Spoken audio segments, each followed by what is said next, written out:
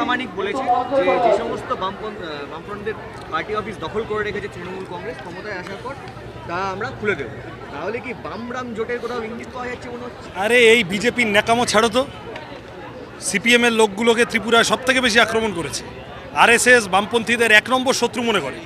নিজেদের পায়ে দম নেই, নিজেদের শিরদাঁড়ায় দম নেই। প্রত্যেকবার ভোট এলে সিপিএমের লোকেদের ভোট পাওয়ার জন্য এইসব নাকি কান্না কাঁদে। আর বাকি সময় সিপিএমকে বামপন্থীদের ক্ষতি করার জন্য সবথেকে বেশি চেষ্টা কেউ যদি করে, দ্যাট ইজ আরএসএস বিজেপি। ফলস্বরূপ নিশীথ প্রামাণিক উনি বুঝে রাখুন, বামপন্থীরা ওনার বিরুদ্ধে লড়বে। তৃণমূলের থেকে অনেক বেশি নির্ভরযোগ্য শক্তি বিজেপির বিরুদ্ধে লড়াইতে বামপন্থীরা। আর নিশীথ প্রামাণিকও, কোচবিহারের মানুষ সব মিলিয়ে এইবারে নিশীথ প্রামাণিকের অসুবিধা আছে। উনি এইসব যাই বলুন, নাকি কান্না কাঁদুন, মানুষ ইন জেনারেল ওনাকে ভরসা করবে না। অদিত চৌধুরী বলছেন যে মোহাম্মদ সেলিম জিতবেই। অদিত চৌধুরী মোহাম্মদ সেলিমের জেতার ব্যাপারে এতটা হঠাৎ করে আশাবাদী? তো ওখানে এইটায় অদিত চৌধুরী দাঁড়িয়েছেন, ওটা মোহাম্মদ সেলিম দাঁড়িয়েছেন। তো ওই গোটা বেল্টটা জুড়ে আর কি হবে? অদিত চৌধুরীও জিতবেন, মোহাম্মদ সেলিমও জিতবেন, আমরা 100% শিওর। দিলীপ ঘোষ কটাক্ষ করে বলেছে যে ঝড় হলেই টিএমসির পোয়াবারও যা মাল আসবে ঝেড়ে ফাঁক করে দেবে। দুঃখজনক, একটা এরকম 4 মিনিটের ঝড়ে লন্ডভন্ড হয়ে গেছে চারপাশ। রেড ভলান্টিয়াররা সেই দিন সবার আগে পৌঁছেছে।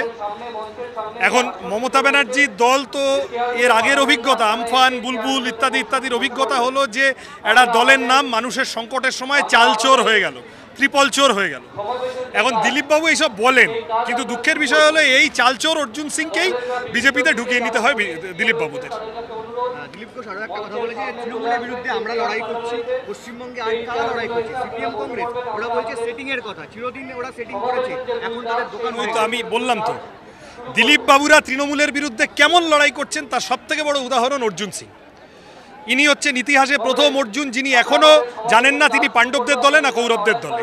আসলে একটাই টিম, তৃণমূল বিজেপি, একটাই গোডাউন, দুটো শোরুম।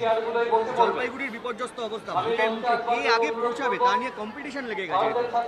হওয়া উচিত ছিল না, আমি বললাম দুঃখজনক। রেড ভলান্টিয়াররা সীমিত ক্ষমতায় আবেগকে সম্বল করে, মানুষের জন্য কাজ করার ইচ্ছাকে সম্বল করে সেই দিন রাত্রে পৌঁছেছে। আর বাকি যারা যারা পৌঁছেছেন, মুখ্যমন্ত্রী সহ, তারা ক্যামেরাম্যান নিয়ে গেছে, তারা ছবি তুলতে গেছে।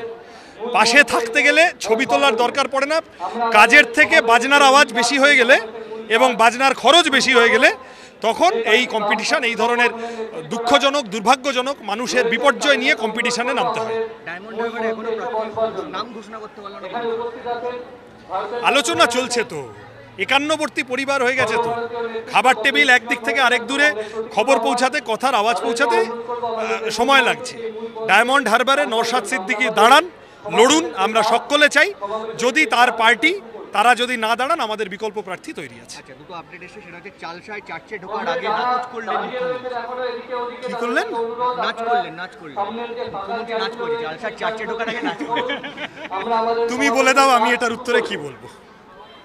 মুখ্যমন্ত্রী চালসায় চার্চে ঢোকার আগে নাচ করেছেন। জলপাইগুড়িতে মানুষের বিপর্যয়, ক্যামেরাম্যান নিয়ে ছবি তুলতে গেছেন ওখানে। সেখানে গিয়ে গোটা ছবিটা তুলে ভালো লাগেনি, আরেকটু ছবি তোলার জন্য কি কি করা যায় তার জন্য ওইসব করতে গেছে। এ নিয়ে আমাদের প্রতিক্রিয়া দেওয়ারই বাকি আছে। তোমরাই বা মিডিয়া এইসবের পিছনে পড়ে থাকো কেন? ওষুধের দাম বেড়েছে, ওইটা নিয়ে বেশি বেশি খবর করো, সেটা অনেক বেশি মানুষের জীবন যন্ত্রণা কাজে। মুখ্যমন্ত্রী নাচ দিয়ে কিচ্ছু যায় আসে না। আসন্ন লোকসভা নির্বাচনে রাজ্যের প্রতিটি প্রান্তে বামফ্রন্ট প্রার্থীদের জয়ী করুন।